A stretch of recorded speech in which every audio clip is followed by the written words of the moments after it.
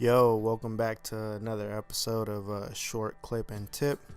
On this episode, I'll be pretty much giving my advice as far as what shoes to wear for training.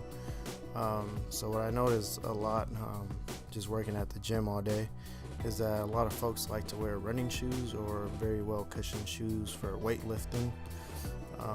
Pretty much why you will want to avoid those shoes is because they create instability because of all the cushion.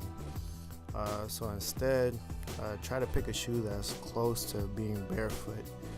So usually it's a shoe that's very uncomfortable, has no cushion whatsoever, and that way you have full control of your stability, especially when you're squatting or deadlifting.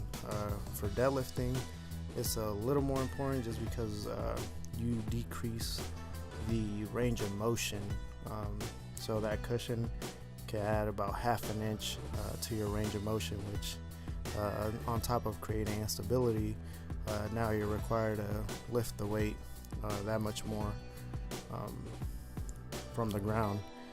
So for a lot of people, they may be like, oh, it's not really that much, but when you have a lot of weight on the bar, that extra inch actually makes a difference. So what shoes I typically recommend, if you want something that's kind of swaggy, that you want to look good, most of the people at the gym want to look good, I typically recommend the Air Jordan 1. There's a lot of different colorways, variations. You have the low top, high top. I usually go with the low top just because they're a little bit cheaper, and I don't feel bad for wrecking them because I have the the high tops.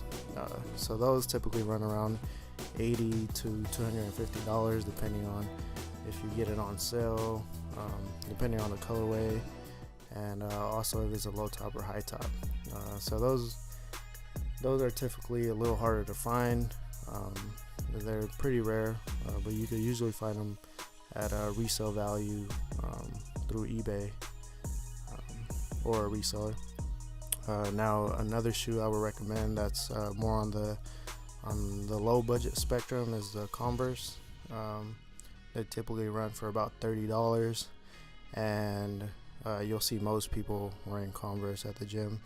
Now Nike released the Metcons. Those run around about $120. Those are a little more versatile. They're actually designed for training in mind. So if you're looking for something more around the lines of, oh, okay, this shoe was designed for training, then the Metcons are probably good to wear. Now for squatting, of course, you have the elevated heel shoes. You have the Romaleos, the Adidas Powers, and those are, I would say, invest in that once you have some experience with training, with squatting, just because they run for about $250 as well, and for the most part you can only use them when you squat, so it's a little bit more dedicated. It's not as universal as the other shoes I just mentioned. But yeah, I hope this helps some of you guys, and if you found this helpful, be sure to share it, like it, comment, subscribe.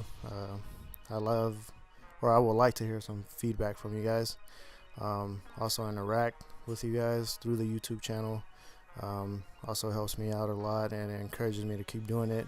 I don't really care about the numbers or anything, but it'll be cool to know that somebody's getting some use out of this. Alright, thank you guys for listening, and I'll see you see me on the next one. Alright, deuces.